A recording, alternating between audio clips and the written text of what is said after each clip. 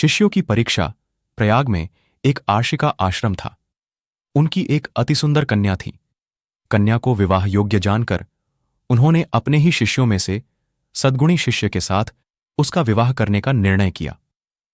दूसरे दिन आर्षि ने अपने शिष्यों को बुलाया और बोले, अपनी कन्या के विवाह में देने के लिए मेरे पास स्वर्णाभूषण नहीं है। मेरे बच्चों, क्या तुम स्वर्णाभूषण चुराकर ला सकते हो? पर एक बात का ध्यान रखना, चोरी गुप्त रूप से ही होनी चाहिए।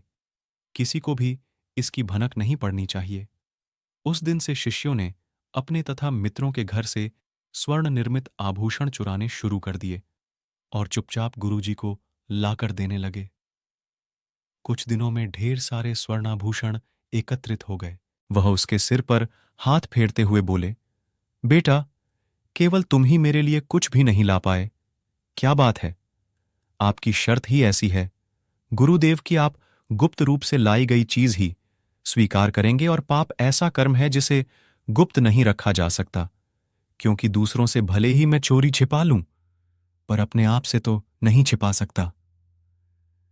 शिष्य ने उदास स्वर में कहा। आर्षि खुश हो गए और अपने उस शिष्य से बोले, मुझे अपनी कन्या के लिए तुम्हारे जैसे ही योग्य वर की तलाश थी। वत्स, मुझे धन की कोई जरूरत नहीं है। मैं तो केवल सदाचार की परीक्षा ले रहा था। मेरी कन्या के योग्य वर केवल तुम ही हो। ऋषि ने अन्य सभी शिष्यों को बुलाया। बौर कहा, तुम लोग नैतिक परीक्षा में सफल नहीं हुए, नहीं, अतः चोरी की हुई सभी चीजें तुम्हें उनके मालिकों को वापस करनी होंगी। फिर उन्होंने रत्नाभूषणों से सज्जित अपनी कन्या का विवाह अपने सद्गुणी शिष्य के साथ कर दिया। शिक्षा, सदाचार ही सर्वोत्तम आभूषण है।